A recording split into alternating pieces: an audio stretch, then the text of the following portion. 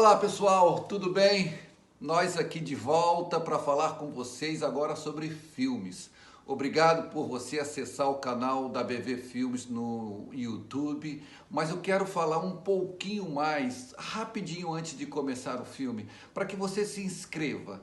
Faça a sua inscrição, clique no sininho para você receber as nossas notificações, para que cada vez mais possamos ter bons filmes, incluir ótimos filmes para vocês aí assistirem gratuitamente. Nós estamos com vários projetos de novos filmes, de trazer excelentes filmes, além das bíblias, além dos livros. Nós queremos lhe proporcionar este entretenimento para você e para sua família. E além de tudo, uma edificação espiritual. Não esqueça também de ir lá no Instagram, fazer a sua inscrição, seguir a gente lá no Instagram também.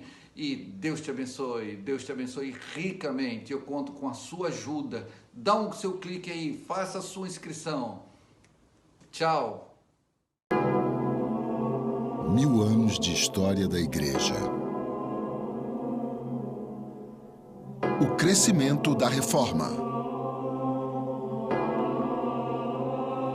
A Chama Flamejante, parte 5. Uma distribuição BV Filmes. Versão brasileira, Dublamix Rio. Quando Ulrich Zwingli morreu em outubro de 1531, a reforma estava estabelecida na maior parte da Suíça. No entanto, ainda não tinha se estabelecido no lugar que veio a ser conhecido como berço da reforma, a cidade de Genebra. Com o tempo, o espírito de zwinglianismo alcançaria seu ápice em Genebra, onde os princípios e a filosofia da reforma se desenvolveriam no sistema teológico que veio a dominar a cultura protestante ocidental durante séculos. Como os genebrinos falam principalmente o francês e a reforma na Suíça havia afetado apenas as regiões de língua alemã, Genebra e seus habitantes foram deixados para trás. Mais tarde, no entanto, em 1535, pela influência de reformadores de outro cantão suíço, Berna, Genebra tornou-se protestante, mas precisava de líderes para a reforma. É aí que entra em cena um jovem visitante da França. Seu nome, João Calvino. Nascido em uma família francesa de classe média alta, João Calvino surge como uma das mais importantes e influentes figuras da reforma. Na realidade, alguns historiadores afirmam que ele foi o mais importante. Se Lutero soou a trombeta para a reforma, foi Calvino quem orquestrou a partitura. Calvino era um grande gênio intelectual, capaz de confrontar e desbaratar todos os que chegavam. Era ele quem introduzia os argumentos, buscando o fundamento nas páginas das Escrituras, e os apresentava de uma forma que praticamente todos pudessem entender. João Calvino nasceu em 1509, em Noyon, na Picardia, no norte da França. Como muitos outros jovens do seu tempo, ele recebeu treinamento formal para o sacerdócio. No entanto, como seu pai se afastara do clero local, ele mudou da teologia para o direito. Os estudos de Calvino o levaram a Paris, um lugar que borbulhava com debates e discussões sobre a reforma. Ao juntar-se a outras mentes jovens e brilhantes de sua geração, ele desenvolveu uma apreciação pelos movimentos humanistas e reformadores e sofreu a influência das obras de Lutero. Ele também começou a estudar a Bíblia grega. Em todo esse tempo, Calvino, embora estivesse obviamente interessado no Evangelho e se identificasse com o Evangelho e estudasse as Escrituras e até ensinasse as Escrituras, a dúvida se ele era ou não realmente convertido. E acredita-se que 3 fatores em especial influenciaram a conversão de João Calvino. O primeiro foi o seu estudo das Escrituras, naturalmente, porque um homem não pode nascer de novo a não ser através da semente eterna, a palavra de Deus. Mas, além disso, ele se encontrava com pessoas que eram convertidas, de fato, e em conversas, em debates e discussões, ele se viu cada vez mais sob a influência destas testemunhas de Cristo. Entretanto, houve um terceiro fator mais importante e brutal que influenciou Calvino no caminho que iria tomar. Paris estava numa atmosfera de inquietação a respeito da nova religião que chegava da Alemanha. E, seguindo o padrão encontrado em outros lugares, havia um clamor pela reforma na igreja. Entretanto, o efeito dessas exigências foi despertar na França uma onda de sentimento antiprotestantismo e perseguição. Sem dúvida, Calvino teria testemunhado as consequências da perseguição. E eu tenho certeza, ele viu muitos servos de Cristo morrerem nas mãos de homens do mal. Como consequência disto e de seus estudos bíblicos, Calvino experimentou o que é descrito como uma conversão protestante. Foi por volta de 1526. Deus, ele escreveu, finalmente mudou meu caminho para outra direção pela providência secreta. Ele quis dizer a força de sua providência. E a partir dali ele começa a tomar uma posição bem mais pública quanto ao Evangelho. Ele havia sido um observador, era um indivíduo reservado por natureza, eu não tenho dúvida alguma, um indivíduo sério e reflexivo. Mas agora ele começava a assumir uma posição muito mais pública e isso atraiu a atenção para ele, a atenção dos perseguidores. Calvino agora estava incluído entre os transgressores. E não demorou até que ele fosse chamado para responder por suas opiniões. Na realidade, ele mesmo estava prestes a ser mais uma vítima das perseguições. E somente a decisão rápida o salvou. Aqueles que haviam sido chamados para levá-lo diante das autoridades foram impedidos de entrar em seu apartamento. Para que ele tivesse tempo de fugir pela janela. Ele mesmo fez uma corda com os lençóis da cama e desceu direto até a rua e então fugiu de Paris. Forçado a fugir do país, ele se refugiou em várias cidades. E mais tarde se instalou em Basel, na Suíça. E foi ali que começou a obra que o tornaria conhecido internacionalmente. A redação das Institutas. As Institutas da religião cristã começaram como uma breve explicação do que Calvino acreditava ser o pensamento da Bíblia a respeito de algumas verdades cristãs básicas. Entretanto, o livro tornou-se o parâmetro para a reforma do pensamento teológico, sendo descrito por um famoso teólogo como o trabalho mais importante na história da ciência teológica.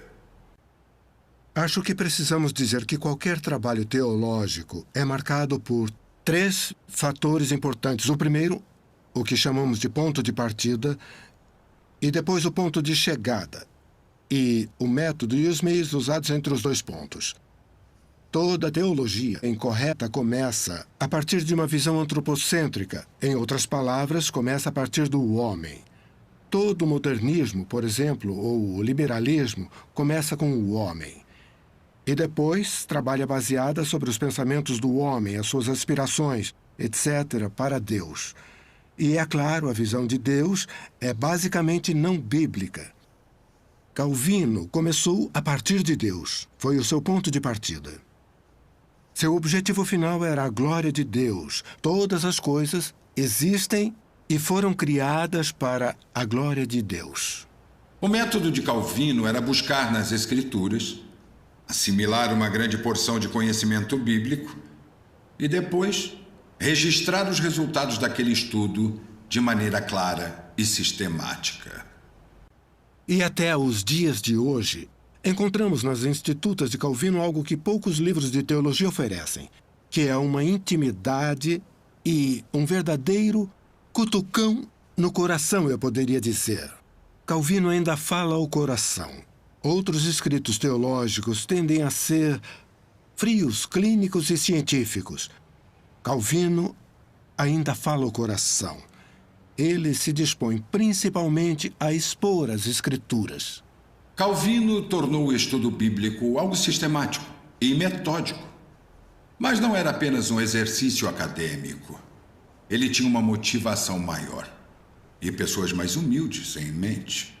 Em primeiro lugar, como refugiado da França, ele quis escrever algo que encorajasse os cristãos franceses que sofriam grandes perseguições, muitos deles cruelmente mortos por sua fé.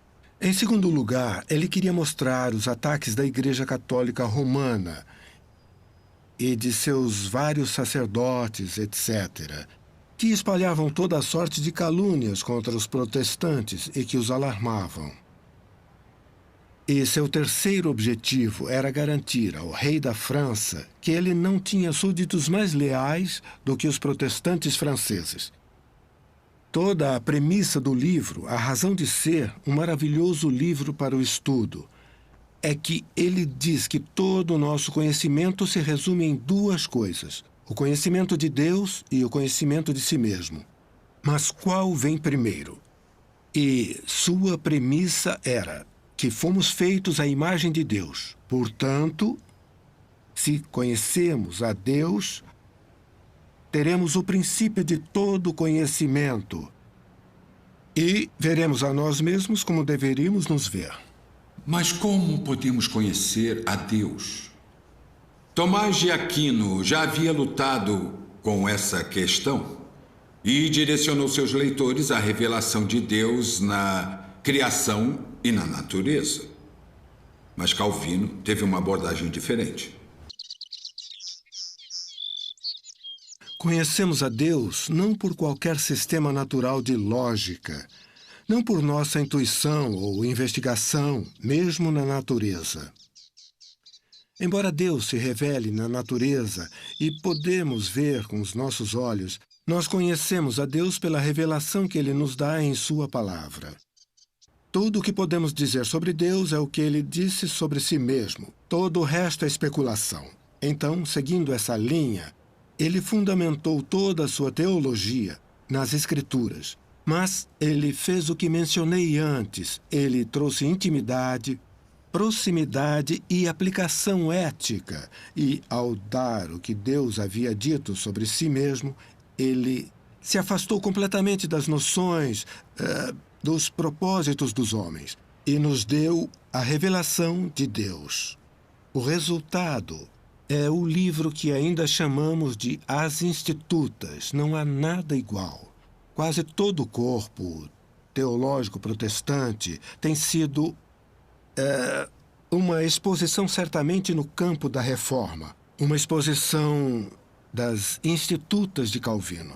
Frequentemente, Calvino é acusado de ser frio e calculista, com uma visão pré-concebida de Deus, da predestinação, e é acusado de tecer essas ideias em sua teologia. Ele acreditava de fato na soberania de Deus. Por outro lado, ele acreditava na responsabilidade moral do homem, responsabilidade que chamaríamos de livre-arbítrio. E isto precisa ser compreendido no sentido teológico, que o homem age espontaneamente, ele age conforme a disposição de sua própria vontade, e ele não é forçado a agir contra a sua vontade.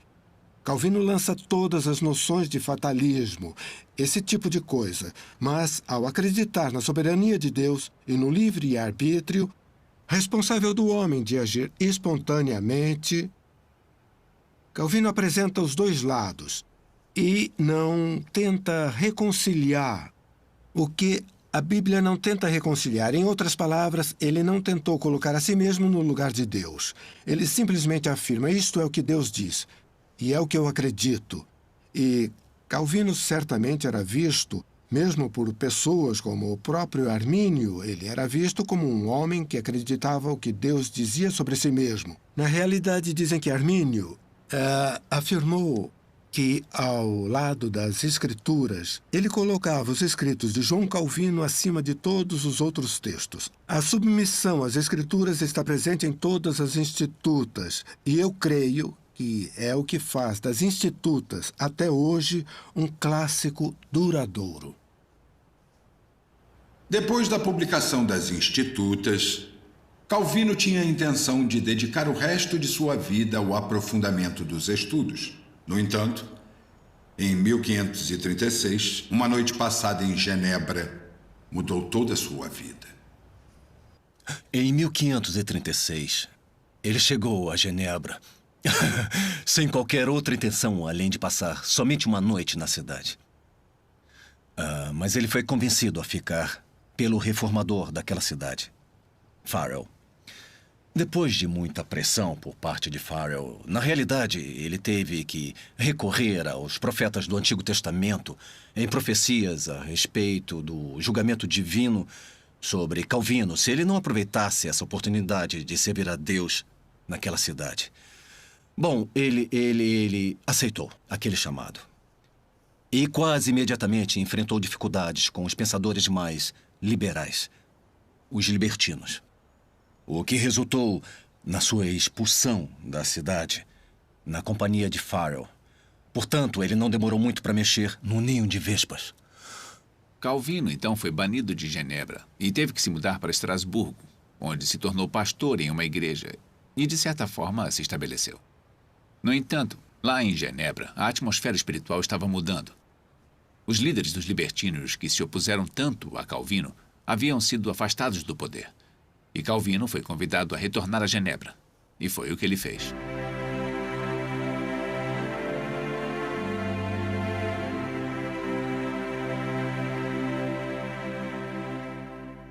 Mas ainda assim não foi fácil para ele, porque havia a oposição. Os libertinos podem ter perdido seus líderes, mas não perderam seu fervor. Mas mesmo assim, Deus o capacitou para que plantasse os alicerces de um excelente trabalho.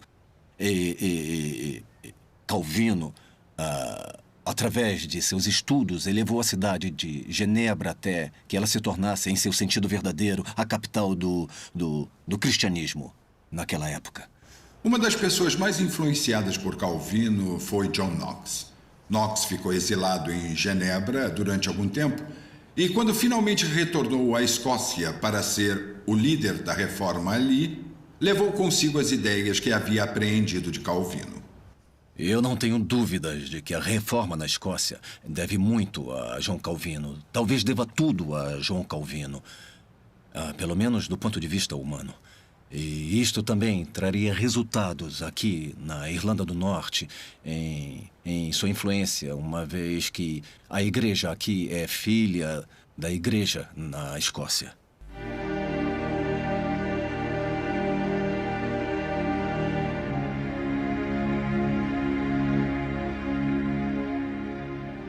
Um dos acontecimentos mais controversos da vida de Calvino e aquele para o qual seus críticos apontam avidamente foi o julgamento e a execução no fogo de Servetus em 1554. Temos que ter muitas coisas em mente. O protestantismo universal, hoje, diria que foi errado.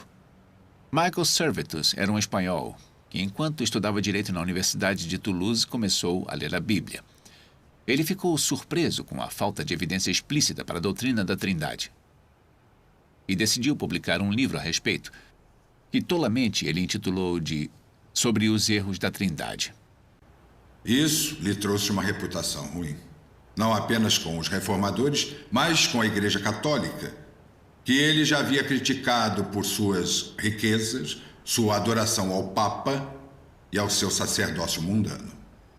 Então Servetus precisou se esconder e precisou mudar seu nome para Villeneuve. Conseguiu um emprego de publicação como editor. E entre os livros que teve que editar estavam os livros de medicina. Este assunto o interessou tanto que ele retornou a Paris em 1536 para estudar medicina por 2 anos. Em Paris, ele começou a misturar medicina e astrologia. Isso lhe trouxe problemas, tanto com as autoridades da universidade, quanto com a Inquisição Católica. Ele foi traído e preso. Conseguiu fugir, mas a caminho de Genebra, ele foi reconhecido e preso novamente, desta vez por protestantes. Embora fosse impossível provar que Servetus e suas ideias representassem perigo para a ordem pública, ele fez algumas declarações perturbadoras sobre a doutrina da Trindade. Consequentemente, após receber o conselho de igrejas em outras 4 cidades suíças, o Concílio de Genebra o condenou a morrer queimado. Mas ele não foi condenado por ser um romanista. Na realidade, os romanistas eram condenados à morte por suas ideias, bem antes que ele entrasse em conflito com João Calvino e as autoridades de Genebra.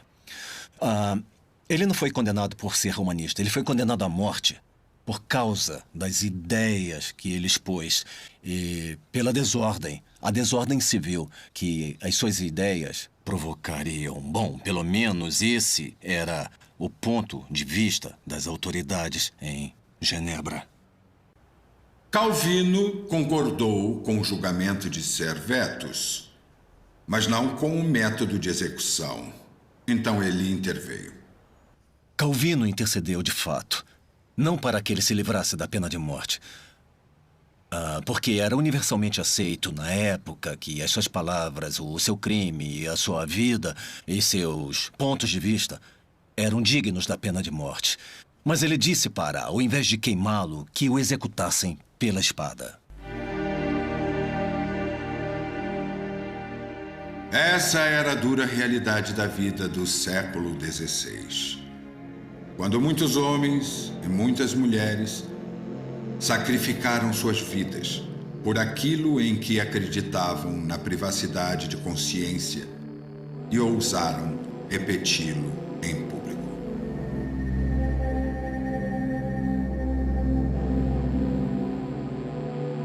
Com a influência de Calvino, Genebra tornou-se uma cidade temente a Deus e cumpridora das leis.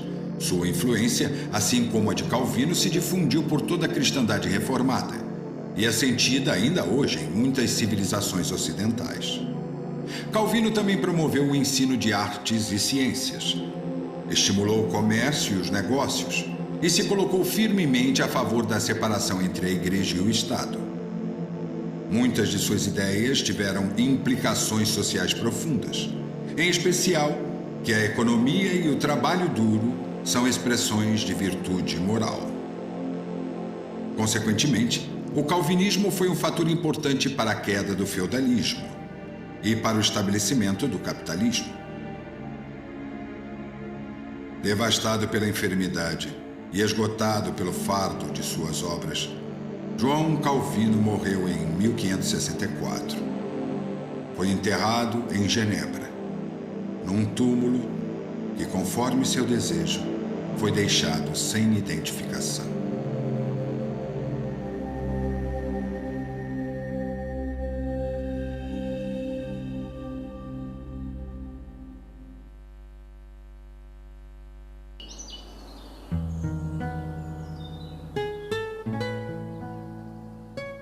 Os Huguenotes.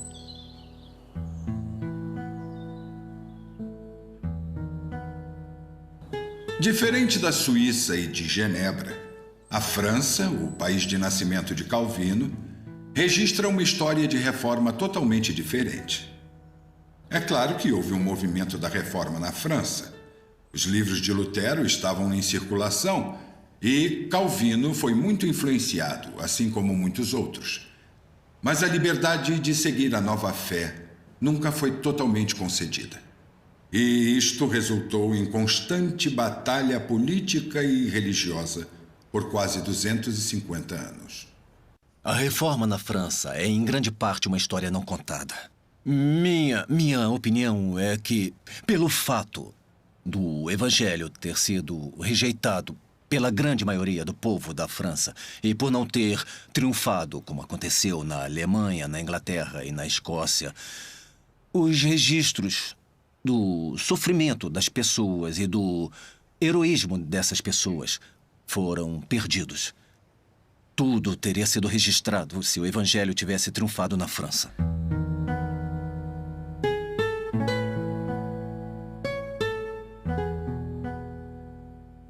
O primeiro homem que pode ser apontado como líder do movimento da reforma na França foi Jacques Lefebvre. Lefebvre ensinava filosofia e matemática na conhecida Universidade de Sorbonne, em Paris, e desenvolveu um interesse pelas escrituras.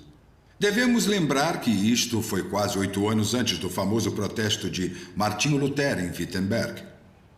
Os estudos de Lefebvre o levaram a concluir que as escrituras devem ter autoridade exclusiva em todas as questões religiosas.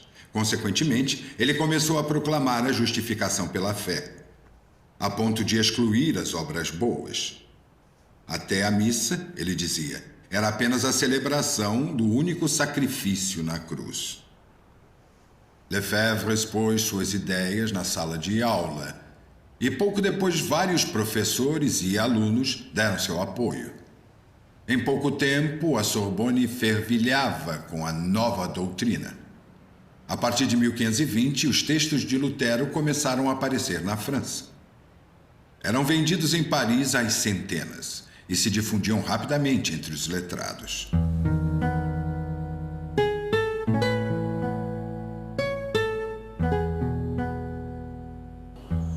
Em outros lugares por todo o país, congregações se formavam com os que seguiam a fé reformada, e com números bastante significativos. Na metade do século XVI, o núncio francês escreveu a Roma relatando que mais da metade do reino estava influenciada pela reforma. Embora isso fosse certamente um exagero, um censo conduzido na época revelou que havia mais de 2.000 congregações protestantes na França, num total de 1,5 milhão de membros. Eram as pessoas que viriam a ser conhecidas como os huguenotes e que enfrentariam as mais duras provas na história. A história dos huguenotes é literalmente parecida com o tempo na Áustria. O sol brilhava num minuto e no seguinte começava uma tempestade.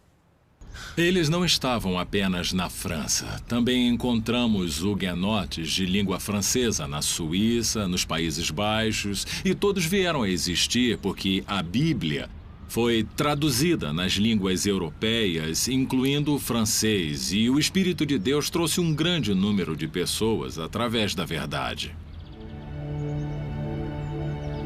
Não se sabe bem a origem da palavra huguenote, mas acredita-se que tenha vindo da Alemanha e pode significar irmão ou confederado. Originalmente pode até ter sido um termo de desprezo, como aconteceu com metodista ou até cristão. Pouco a pouco, os seguidores da religião reformada uniram as forças e logo começaram a se infiltrar entre a nobreza. Quando a rainha de Navarra se declarou calvinista e se uniu a eles, os huguenotes tornaram-se o alvo daqueles com objetivos políticos. Alguns homens que reivindicavam o trono francês pensaram que a união com os huguenotes poderia servir para garantir seu objetivo. Outros, naturalmente, tinham outras ideias.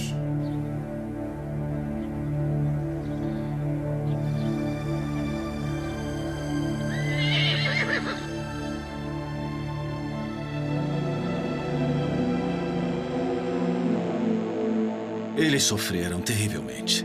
Em 1545, calcula-se que mais de 100.000 protestantes franceses haviam sido assassinados ou enviados como escravos nas galés francesas. E pode-se dizer que o sofrimento dos que foram martirizados é mais ameno do que os que foram enviados para as galés. Porque o sofrimento dos pobres escravos nas galés francesas vai além de qualquer descrição.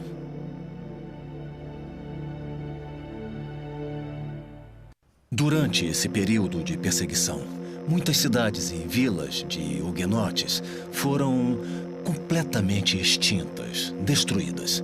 E até hoje não há nem mesmo um resquício daquelas antigas colônias. Os anos de luta política e religiosa continuaram.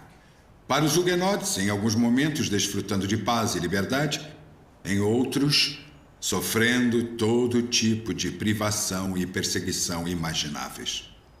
Houve vários decretos, leis e atos do parlamento que mudavam a sua condição conforme o capricho do momento.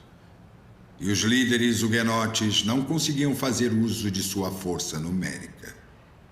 Eu acho importante observar que quando analisamos a história dos huguenotes, exceto por Beza, não havia homens que fossem estritamente líderes espirituais.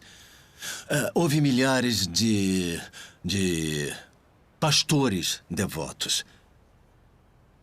Mas se você quer encontrar a liderança da causa huguenote, tem que entrar no contexto político.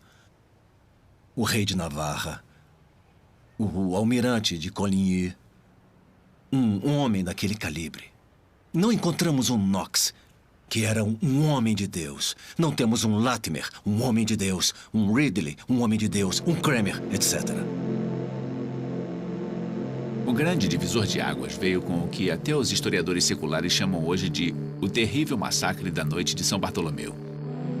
Em Paris, na noite de 24 de outubro de 1572, com o sinal dado pelo toque de um sino, grupos bárbaros atacaram com selvageria as comunidades huguenotes.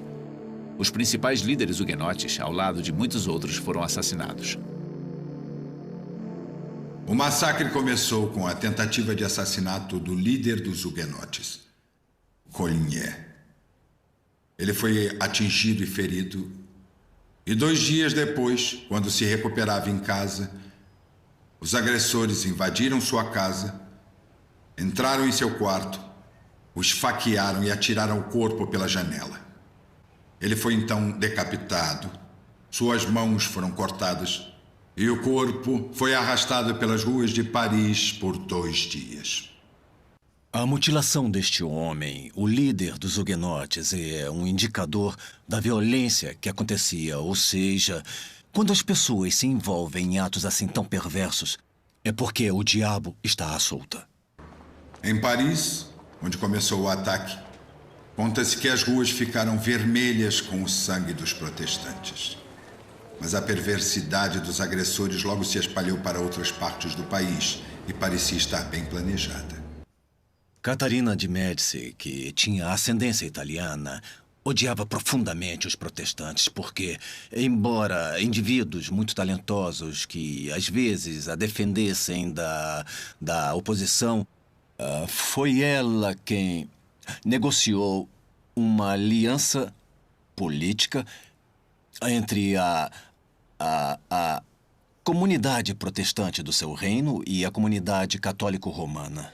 E o formato desta aliança foi um casamento que ela própria arranjou entre a princesa Margaret, a princesa católico-romana, e um dos líderes da causa huguenote, Carlos, rei de Navarra.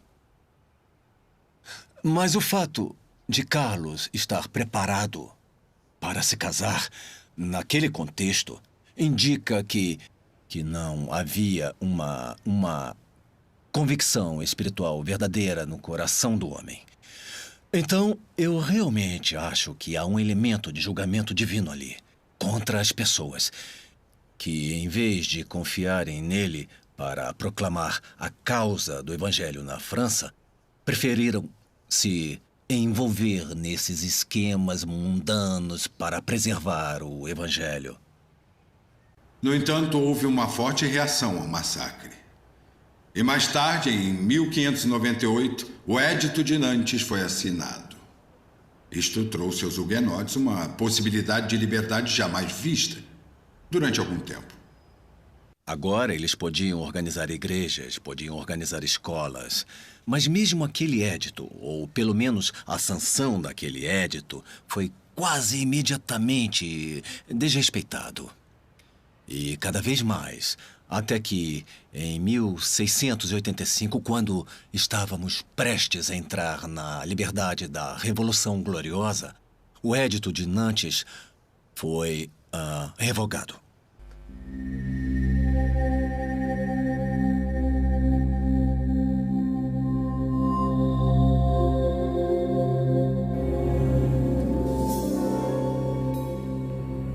Foi no belo e luxuoso palácio de Fontainebleau que Luís XIV assinou a revogação do Edito de Nantes. No esplendor de um local tão agradável, foi selado um futuro terrível e desastroso para os huguenotes.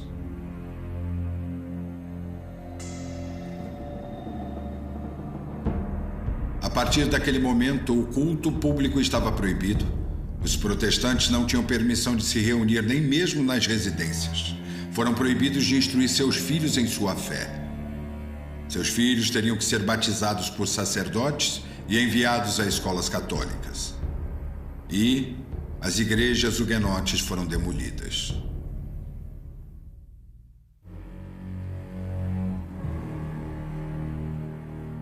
A perseguição continuou e os mais afortunados morreram na fogueira. Para os menos afortunados, havia a roda. Era um instrumento especialmente projetado. Um pedaço de madeira formando um X em que o homem ficava estendido. O homem seria acorrentado ou amarrado a este equipamento que girava em seu próprio eixo, e soldados com porretes pesados batiam no corpo até que fosse destruído. A quantidade de métodos de punição e descarte de pessoas é incontável. Mas nem todos eram descartados. Muitos, fisicamente fortes e saudáveis, foram enviados para a morte em vida, como escravos nas galés. Eles eram colocados em navios que a Marinha Francesa usava no Mediterrâneo. Os navios eram equipados com remos. Havia 3 ou 4 homens em cada remo, que tinha por volta de 14 metros. E a ideia era que o navio se dirigisse com grande velocidade contra um navio inimigo. A ponta da proa do navio manteria a embarcação inimiga próxima à linha d'água e assim ele naufragaria com esse método. Eles eram chicoteados por aqueles responsáveis em vigiar os escravos das galés. Tinham uma péssima alimentação. Eles estavam entre os criminosos mais perigosos. Mas sua grande história é que, em meio a esta perseguição e condições terríveis, eles mantiveram a sua fé. Algues Mortes, sul da França.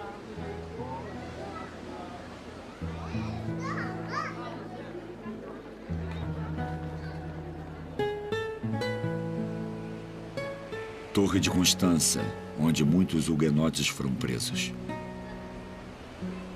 A grande heroína da Torre de Constança foi Mary Durand.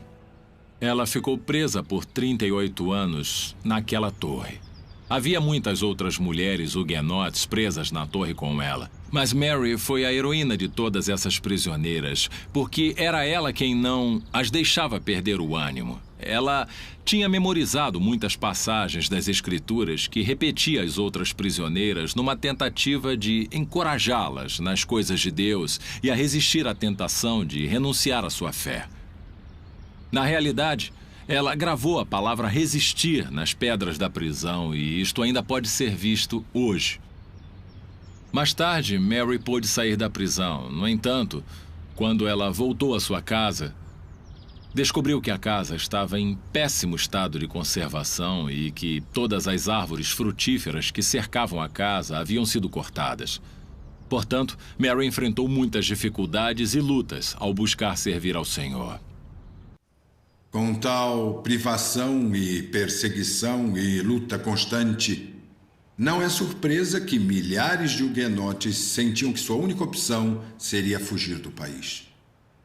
E até isto era difícil. Na realidade, era um crime, punido com escravidão perpétua nas galés se você fosse apanhado emigrando. Mas mesmo assim, as pessoas perceberam que precisariam arriscar suas vidas para que pudessem preservar a liberdade espiritual para si mesmos e para suas famílias. Os huguenotes perceberam que não teriam permissão de praticar a sua fé e, no entanto, não tinham permissão de deixar o país. Então, com frequência, eles tinham de partir disfarçados ou através de estradas afastadas.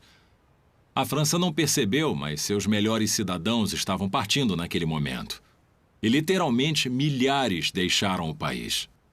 Muitos pescadores, por exemplo, iam para o mar para a sua pesca, ou pelo menos assim pensavam as autoridades, mas, na realidade, eles velejavam para a Inglaterra e se instalavam na costa sul da Inglaterra.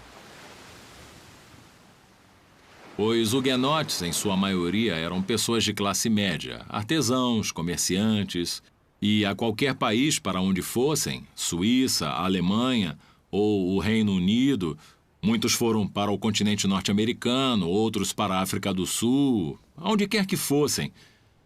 Eles provaram ser uma grande bênção para o país. Na realidade, eles introduziram muitos ofícios e profissões nos diversos países para onde foram.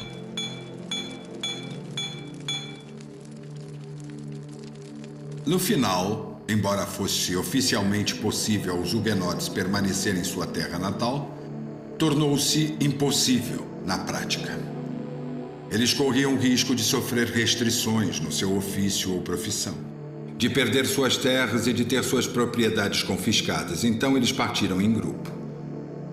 Para a Irlanda, eles levaram o comércio do linho. Para a Bélgica e para a Inglaterra, a manufatura de renda e outros ofícios. E, devido à necessidade, uma coisa ou outra que todos nós viemos a conhecer.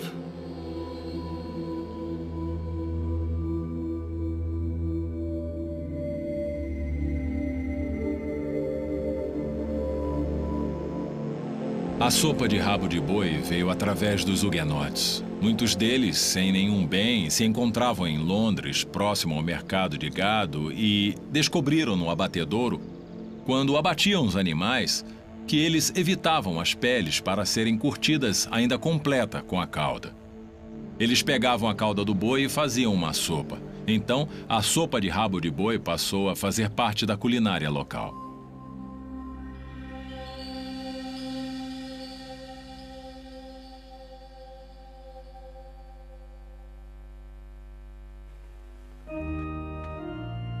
Os Mártires de Oxford.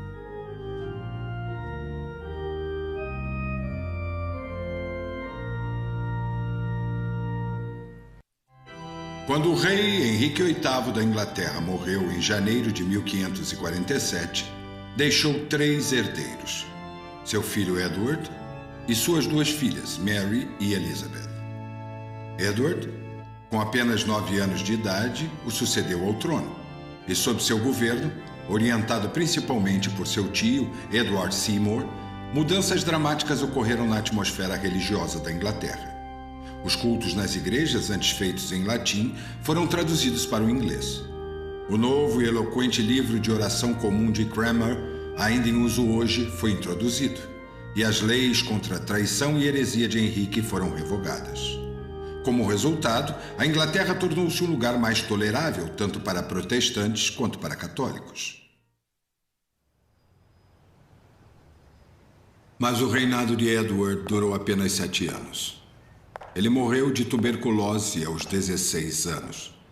E sua irmã Mary tornou-se rainha.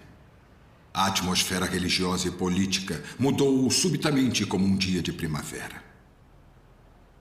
Mary era uma católica romana devota e estava determinada a levar a Inglaterra de volta à submissão papal.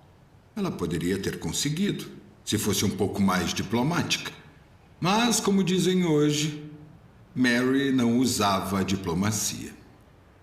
Ela era obstinada, voluntariosa e desprezava bons conselhos. Mary era filha da primeira esposa do rei, Catarina de Aragão, que obviamente era espanhola.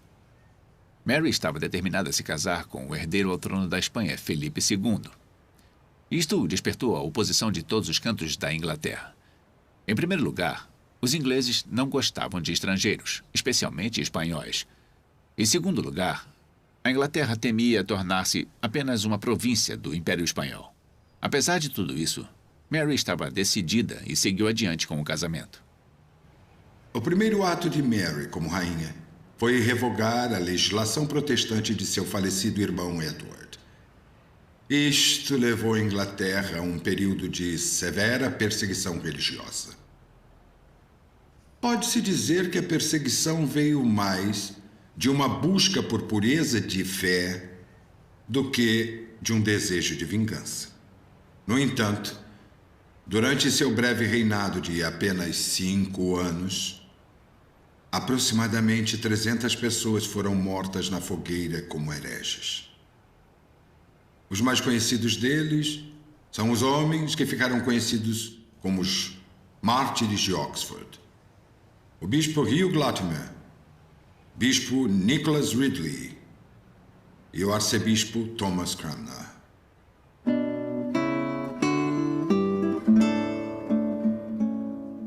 O homem que se tornou o bispo Hugh Latimer veio de Leicestershire e nasceu por volta de 1485. Era filho de um próspero fazendeiro que reconheceu os talentos de seu filho e o enviou a Cambridge. Ali ele se distinguiu como um verdadeiro representante da Igreja Romana, frequentando reuniões com os reformadores somente para discordar abertamente deles e atacar os ensinamentos de Lutero. Latimer era tão capaz e tão destemido que foi dito sobre ele: finalmente a Inglaterra oferece um defensor da Igreja que confrontará as doutrinas de Wittenberg. Mas então, de repente, quase tão de repente como aconteceu com São Paulo, sua vida foi transformada. Ele era um homem grande e tinha a honra de carregar a cruz processional de prata à frente de Henrique VIII quando Henrique visitava Cambridge.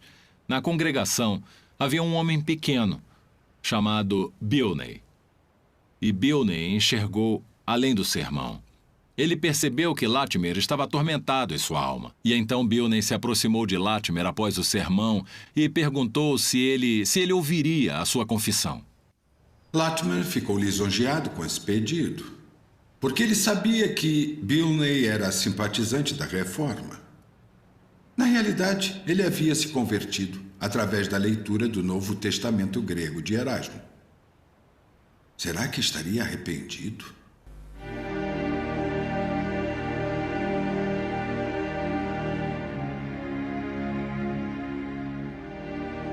Mas em vez de relacionar todos os seus pecados e pedir absolvição, Bilney deu seu testemunho de como sua alma estava aflita e como, através da leitura das Escrituras, ele havia conhecido o Senhor Jesus Cristo.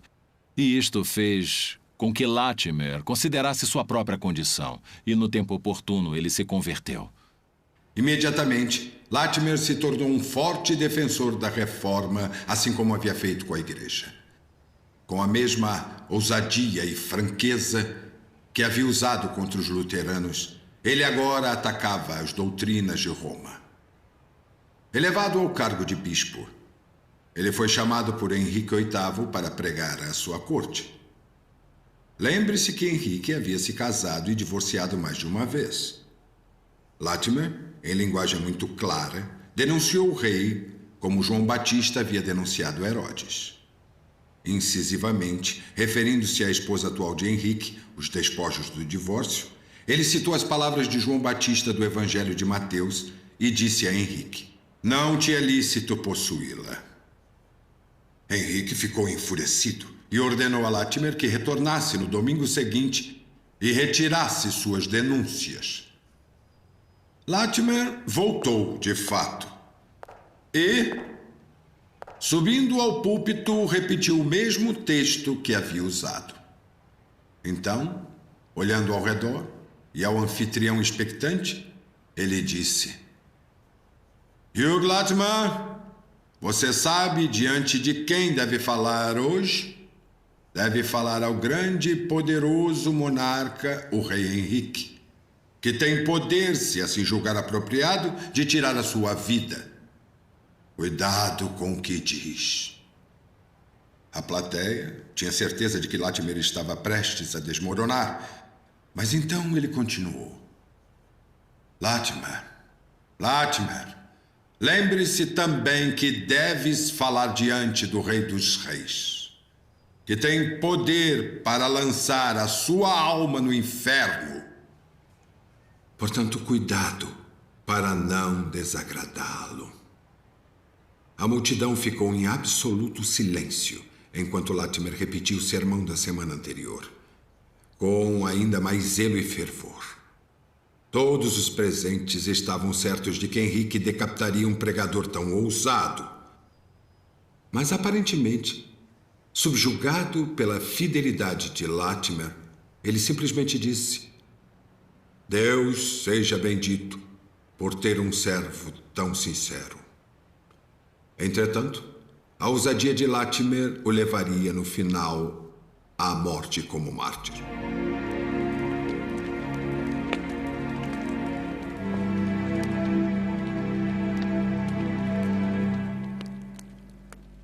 A reforma na Inglaterra lutava contra a doutrina da transubstanciação, mais conhecida como missa. E Nicholas Ridley foi um dos personagens centrais. Nicholas Ridley descendia de uma família aristocrata de Northumberland. Eles lutavam pela coroa havia várias gerações. E o Lord John Ridley foi um dos poucos homens que Henrique VIII considerava um verdadeiro amigo. Nicholas Ridley foi educado em Cambridge. E, enquanto estava ali, assinou o decreto contra a supremacia do Papa na Inglaterra. Ele adotou os princípios protestantes ainda muito jovem. Mas foi como ministro de uma paróquia próxima a Rochester, em Kent, que esses princípios foram confirmados.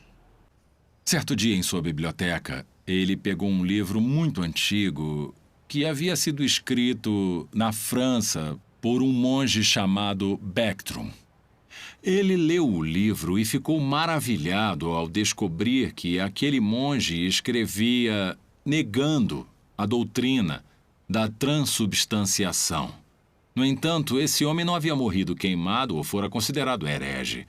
Quanto mais ele refletia, mais podia perceber que a doutrina da transubstanciação era totalmente desconhecida na igreja primitiva e que havia sido adotada pela igreja romana em 1215. Ridley compartilhou seus pensamentos com Thomas Cranmer. Mas como este era o reino de Henrique, que ainda mantinha muitas doutrinas romanas, seria muito perigoso questionar a doutrina da transubstanciação. No entanto, quando Edward VI subiu ao trono, eles puderam ensinar e pregar contra a doutrina romana da transubstanciação.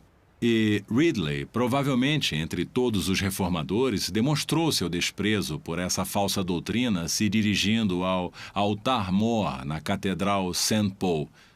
E não somente o retirou, como também o quebrou. E em seu lugar, ele colocou uma mesa simples de madeira, para apontar que não havia nada de mágico acontecendo na ceia do Senhor. Ele mudava a mesa constantemente de lugar. Assim, as pessoas reunidas nunca saberiam onde a mesa estaria a seguir. Cranmer, Latimer e Ridley eram grandes amigos, companheiros na batalha pela reforma na Inglaterra. Mas era Ridley quem era considerado o teólogo.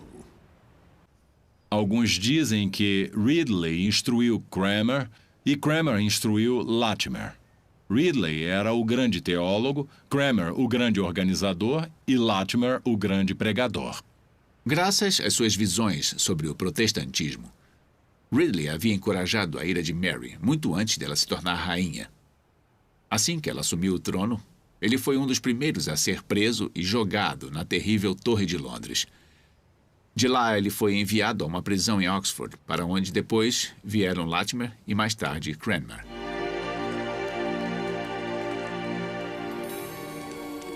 Em meio ao fogo, Latimer virou-se para Ridley e disse: "Console-se, mestre Ridley, e seja homem, pois acendemos uma chama neste dia pela graça de Deus, e creio que ela jamais será apagada na Inglaterra." As últimas e desafiadoras palavras de Latimer atravessaram os séculos e têm sido um encorajamento e um desafio a cristãos de todas as gerações. Ridley sofreu terrivelmente nas chamas. Latimer, por ser idoso, foi rapidamente derrotado pela fumaça e pelas chamas e morreu rapidamente. Mas Ridley sofreu muito. O fogo queimou as suas extremidades, mas não tirou a sua vida.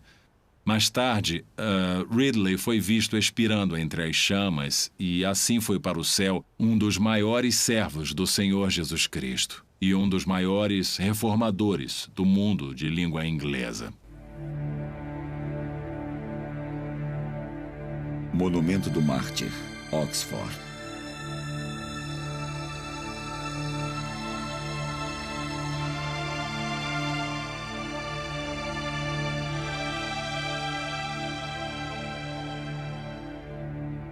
Thomas Cranmer, o último dos 3 mártires de Oxford, era filho de um fazendeiro de Nottinghamshire.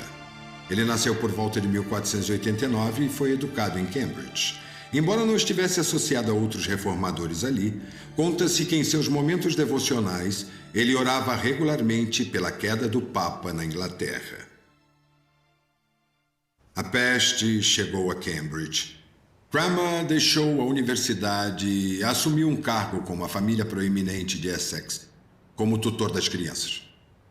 Henrique VIII veio caçar na região e alguns membros de sua comitiva se hospedaram na casa onde Cranmer estava. Em suas conversas, o assunto do dia veio à baila. O desejo de Henrique de ter anulado seu casamento com Catarina de Aragão. E Cranmer apresentou a ideia de que não era um assunto sobre o qual o Papa deveria decidir, mas que ele deveria ser submetido aos acadêmicos das universidades. Esta era uma linha totalmente nova de pensamento e a comitiva relatou ao rei Henrique VIII o que Cranmer havia dito. Naturalmente, Henrique gostou do que ouviu e enviou Cranmer numa missão. Viajar a Roma para tentar negociar um acordo para a anulação de seu casamento com Catarina de Aragão. Cranmer voltou à Inglaterra para ser informado que havia sido eleito arcebispo de Canterbury. Era um cargo que ele não queria e, na realidade, ele atrasou seu retorno na esperança de que Henrique escolhesse outra pessoa. De certa forma, Cranmer era um homem bastante complexo. Por um lado, ele parecia conceder prontamente os divórcios entre o rei Henrique e suas muitas esposas. Mas, por outro lado, ele era um porta-voz dos pobres e não desejava de forma alguma enriquecer. Deus Todo-Poderoso, para quem todos os corações se abrem, a quem todos os desejos se revelam e de quem nenhum segredo se oculta. Uma das contribuições mais importantes de Cranmer ao país, na realidade, às nações de língua inglesa, foi sua reforma do livro de oração comum. Ele ainda está em uso hoje, e cheio da prosa rica, da qual Cranmer era tão conhecedor. Mas talvez a sua mais importante reforma tenha sido a mudança na missa em que os jovens eram iniciados no sacerdócio da igreja na Inglaterra. Antes das reformas de Cranmer, um jovem que entrasse na igreja recebia 2 objetos, um cálice de prata e uma bandeja de prata, indicando que ele era um sacerdote do sacrifício e que seu trabalho mais importante seria ministrar a missa. Depois das reformas de Cranmer, o jovem que iniciava o ministério recebia um objeto, uma cópia da Palavra de Deus, significando que ele era um ministro da Palavra de Deus e não um sacerdote do sacrifício. No entanto, quando o jovem rei Edward VI morreu e Mary assumiu o trono, Cranmer se viu em dificuldades. Mary era uma católica fervorosa e se opunha às reformas de Cranmer. Cranmer estava num verdadeiro dilema. Por 5 vezes, ele escreveu uma carta de submissão ao Papa e às autoridades da Igreja Romana. E 4 vezes, ele a rasgou. Por fim, ele a enviou. Mas isso não trouxe benefício. Cranmer foi levado à execução no centro Oxford em 21 de março de 1556. Em repúdio à sua submissão final, ele anunciou: "Eu pequei. E eu assinei com minha mão o que não acreditava em meu coração. Quando as chamas forem acesas, essa mão será a primeira a queimar." Quando os feixes foram acesos, ele colocou a mão transgressora no fogo e a manteve ali até que estivesse carbonizada.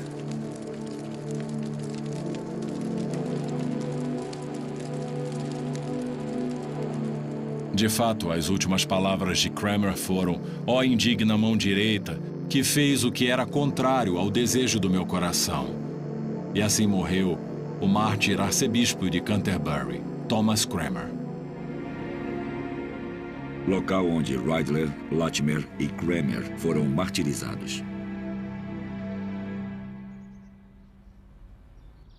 Quase 150 anos se passaram até que a paz religiosa e política finalmente chegassem à Inglaterra.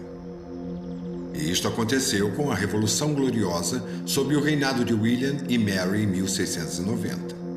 No ínterim, houve o reinado de Elizabeth I, uma conspiração da pólvora, uma guerra civil, o protetorado de Cromwell e, mais tarde, os levantes jacobitas.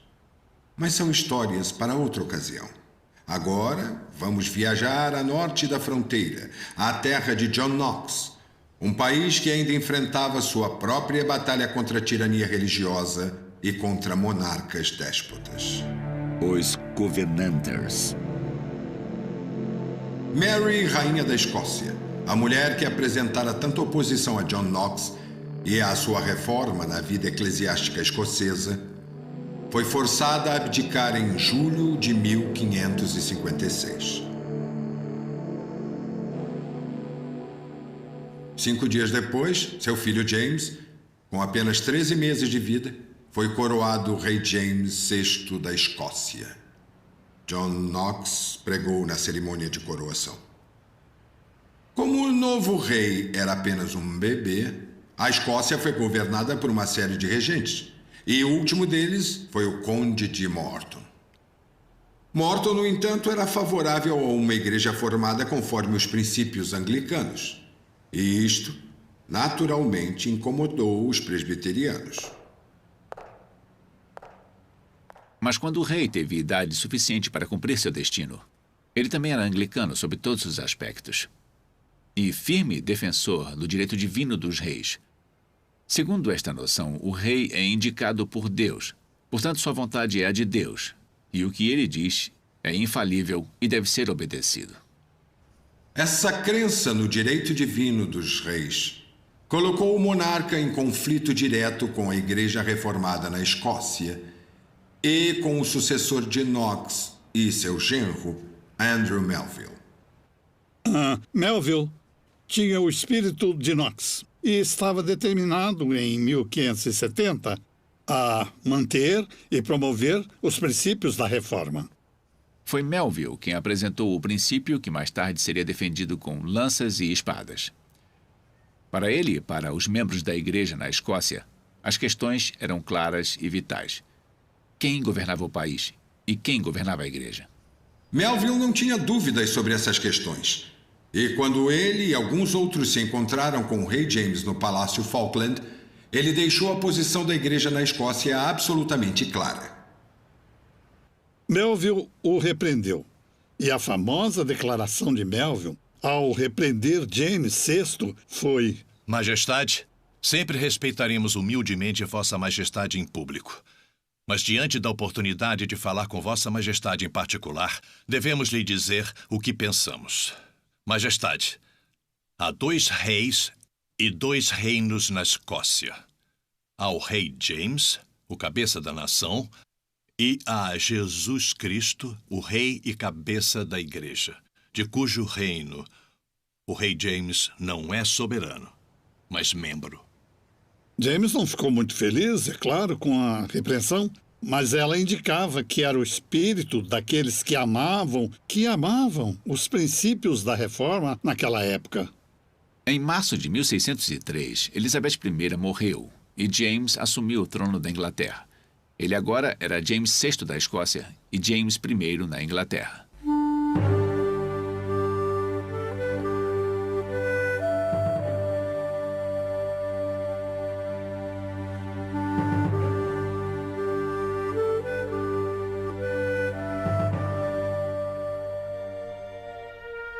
Entretanto, a Inglaterra e a Escócia continuaram duas nações distintas, com seus próprios parlamentos e cortes, e o mais importante, com suas próprias igrejas.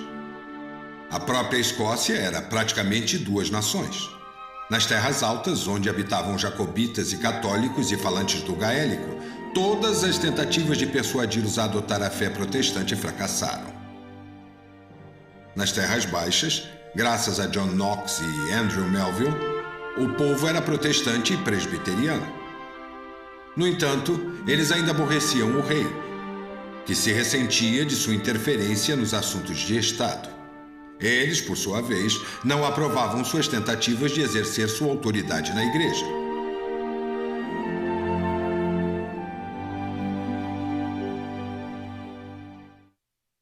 E este, durante quase 100 anos, foi o pomo de discórdia entre a coroa e aqueles que ficaram conhecidos como os Covenanters. Uma das características da reforma na Escócia que não se vê em nenhum outro lugar é a presença dos pactos ou covenants em diversos momentos. Esses pactos surgiram como resultado das crises e das experiências do povo. Quando eles queriam expressar a sua fé, quando eles queriam demonstrar por que motivo acreditavam em algo, eles instituíam um pacto ou uma aliança. Houve dois pactos principais na Escócia. O Pacto Nacional de 1638, que tinha o propósito de apoiar a religião reformada, e mais tarde houve a Liga e Pactus Solenis, que foi uma tentativa de estabelecer uniformidade no governo da Igreja, segundo os princípios presbiterianos na Inglaterra e na Escócia. Se quisermos saber a origem do nome Covenanter, vamos encontrá-la no Pacto ou Covenante Nacional da Escócia.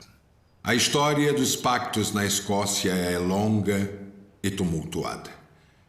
A perseguição e as punições sofridas por aqueles que aderiram aos princípios dos pactos resultaram nos crimes mais sangrentos da história do país. Ainda mais chocantes, porque foram cometidos por escoceses contra escoceses. Quando Charles I assumiu o trono, ele estava determinado a continuar o que seu pai havia iniciado e a controlar finalmente os escoceses insubmissos. Mas ele não contava com a força do sentimento religioso entre os escoceses. Uma das características marcantes do Pacto Nacional é que, ao contrário do que muitos pensam, os Covenanters eram muito fortes em seu apoio ao monarca. Isso estava condicionado ao apoio dado pelo monarca à religião reformada. Mas enquanto ele apoiasse a religião reformada, eles estavam dispostos a demonstrar que também estavam dispostos a apoiar o rei. E foi o que eles fizeram. Mas Charles se opunha ao presbiterianismo e acreditava que seria melhor se todos os seus súditos adotassem o sistema episcopal liderado por bispos, indicados por ele, é claro.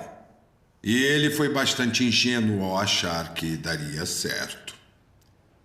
Em 1637, por ordem de Charles, um novo livro de culto foi introduzido. Os escoceses ficaram furiosos. Era apenas outra tentativa de anglicizá-los. Uma ofensa ao púlpito. Eles não teriam sucesso. Então eles assumiram uma posição. Primeiro foi Jenny Geddes, em sua famosa reação em Edimburgo, em 1637, quando atirou sua banqueta na cabeça do ministro e disse com raiva: "Como ousa me fazer ouvir uma missa?" Aquilo espalhou um ressentimento pela Escócia contra enganos e qualquer tentativa de colocar de lado os princípios básicos que Knox e Melville haviam ensinado. Todos os esforços para dissuadir o rei fracassaram. Charles defendia o novo livro e declarou todos os protestos não apenas ilegais, mas traiçoeiros. O Pacto Nacional foi o resultado inevitável. O povo, ou seja, nobres, o clero e a Câmara dos Comuns, se uniram numa aliança solene para defender a religião reformada contra todo o engano. E não muito distante de onde estamos agora, aquele pacto foi assinado e depois foi apresentado aos ministros da igreja.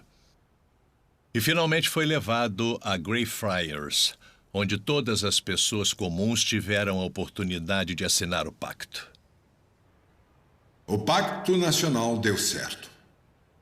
Em pouco tempo, o novo livro de culto foi abandonado, a religião episcopal foi abolida e a fé presbiteriana restabelecida. Eles agora eram chamados de Covenanters e entraram em atritos com o rei. Mais uma vez, a pergunta era: quem governa o reino? E houve rumores ao sul da fronteira também.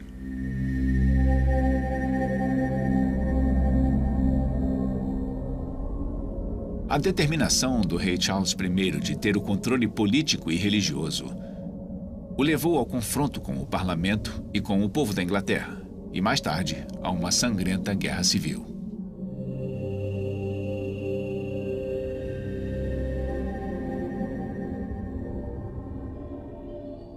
O parlamento estava desesperado por apoio à Escócia e receberam esse apoio na forma de uma liga.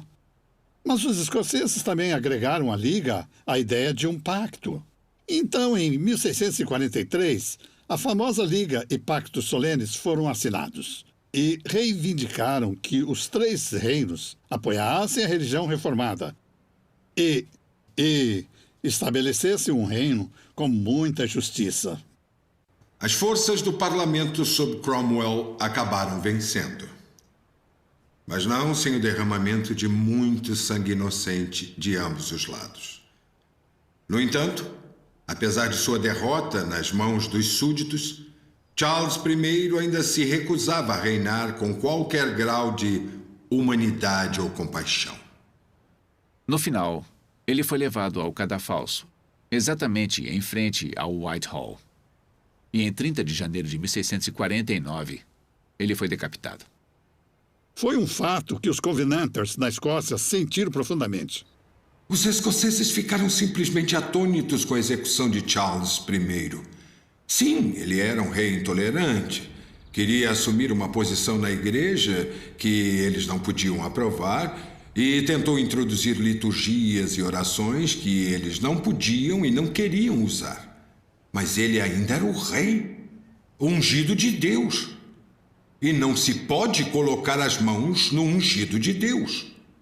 Quando Cromwell executou Charles I, o povo escocês ficou aturdido, porque eles haviam jurado aliança ao rei e jurado apoiar sua majestade. Mas aí as coisas seguiram um rumo diferente, quando Charles II veio a assumir o trono. Porque quando Charles II assumiu o trono, uma das obrigações que lhe foram impostas era seguir os princípios que estavam guardados pelo Pacto Nacional da Escócia e pela Liga e Pactos Solenes. E foi sob a condição de que ele aceitasse que ele foi coroado rei da Escócia em Perthshire. Tudo ficou bem durante algum tempo. Na realidade, durante alguns anos. Mas então Charles II decidiu que gostaria de reinar sobre seu povo e, conforme sua própria expressão, livre de qualquer pacto ou coisas do tipo. E ele deu as costas não somente aos próprios pactos, mas também aos seus defensores, aqueles que lhe haviam conferido um voto de fidelidade. E um dos primeiros homens a sofrer desta maneira foi o homem que colocou a coroa na cabeça do rei. Esse homem era o Marquês de Argyll. Na Catedral de St. Giles, em Edimburgo, há uma efígie do Marquês.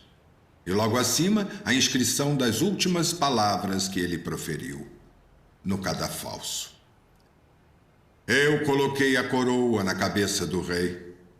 E ele me apressa para uma coroa melhor.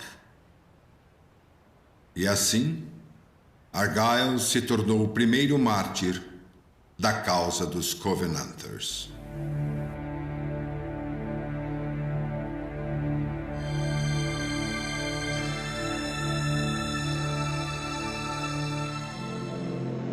Por mais de 27 anos, de 1661 a 1688, 18 mil pessoas foram mortas ou destruídas.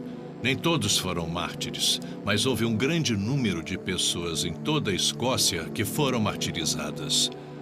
Outras foram destruídas e seus bens foram roubados. Suas casas foram tomadas, outras foram destruídas ao serem expulsas de sua terra natal e deportadas para as colônias e para a América.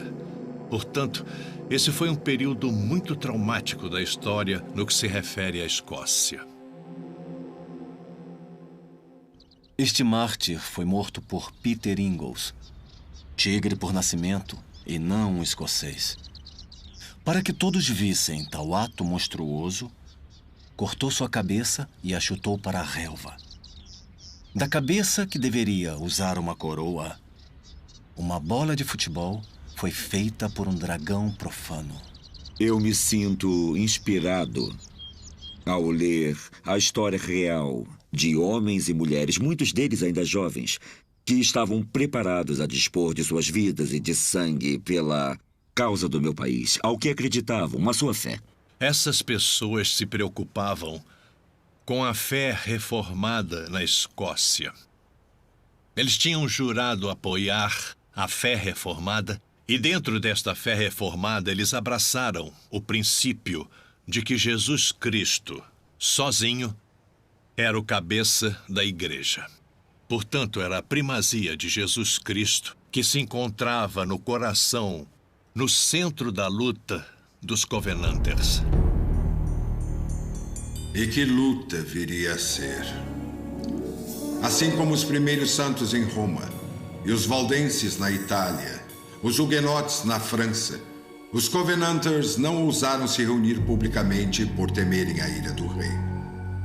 Em vez disso, eles se reuniam em colinas remotas ou em terras afastadas para adorar segundo sua consciência.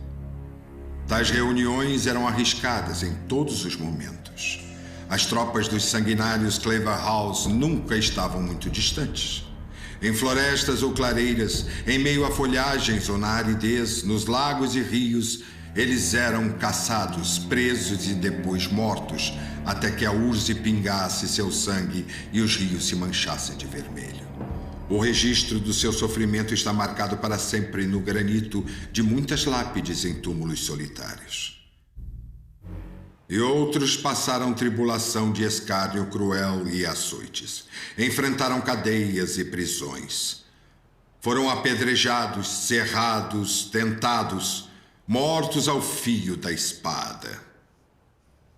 Andaram vestidos de pele de ovelhas e de cabras, desamparados, aflitos, maltratados, de quem o mundo não era digno. Não muito distante de onde estamos neste momento, 103 pessoas morreram na forca. E bem aqui, nesta capela, há uma mesa antiga que era usada para vestir os corpos dos mártires Covenanters, antes que fossem levados e enterrados no cemitério Greyfriars. Tantos me inspiraram. Penso em John Brown de Pristill, que foi executado por Claverhouse com um tiro na cabeça em frente à sua cabana, diante de sua esposa com um bebê recém-nascido nos braços. E Rufus Clever diz à mulher, ao ver o homem ajoelhado em oração, e ele diz, o que acha que seu marido está fazendo? Ela responde, sempre o admirei, e agora mais ainda. Um deles, por exemplo, Donald Cargill, um homem de mais idade. E ao ser levado para o cadafalso, ele murmurou essas palavras ao subir a escada. Ele disse, suba esses degraus com menos medo e menos perturbação do que jamais subi num púlpito para pregar. E também há casos como o jovem de 16 anos, Jimmy Douglas, aqui em Moffat. Ele não traiu os amigos. Manteve o segredo em seu coração para protegê-los. E mais uma vez as tropas ameaçaram matá-lo. Eles o penduraram sobre Devil's Beef Tub, uma ravina muito profunda, e dizem, se não nos contar, nós vamos jogá-lo e vai morrer. E ele diz, podem me jogar se quiserem. Não é tão profundo quanto o inferno. E eles o jogaram. E também houve Margaret Wilson, de 18 anos, e suas irmãs, 4 no total, presas, levadas a julgamento, condenadas, sentenciadas. E aquela jovem de 18 anos foi sentenciada à morte por afogamento. Foi-lhe dada a oportunidade de mudar de ideia, de retratar-se, e ela disse nunca. E ela finalmente foi levada ao mastro, teve as mãos amarradas para trás até morrer afogada. A luta dos Covenanters está repleta de tais relatos de sofrimento e heroísmo. São muitos para que sejam contados aqui. Não temos tempo ou espaço para registrar o valor de Richard Cameron, o Leão dos Pactos, que com seu irmão Michael preparou e colocou uma pequena aldeia a norte de Dumfries, a Declaração de Sanquhar, que renegava Charles Stuart e negava o seu direito ao trono da Escócia. 3 semanas depois, em Ayers Moss, Cameron e seus homens enfrentaram os dragões do rei. A vitória estava garantida. Antes da batalha, Richard Cameron orou: Senhor, poupe os que estão verdes e leve os maduros. Antes disto, ele havia profetizado: nosso estandarte derrubará o trono da Grã-Bretanha. E foi o que aconteceu. Apenas 8 anos depois de Sanquhar e Ayers Moss, os Stuart foram expulsos e William e Mary assumiram o trono da Inglaterra. O historiador Carlyle disse bem. Ele escreveu: quantos sinceros e zelosos Cromwells, Knoxes, pobres Covenanters camponeses, lutando, batalhando pela própria vida em lugares lamacentos, tem que se esforçar, sofrer e cair, até que uma bela revolução possa vir sobre eles em sapatos de fivelas e meias de seda. Ele poderia ter dito: não se trata apenas da Escócia ou da Inglaterra, mas de qualquer lugar onde homens e mulheres sintam devoção pela chama flamejante.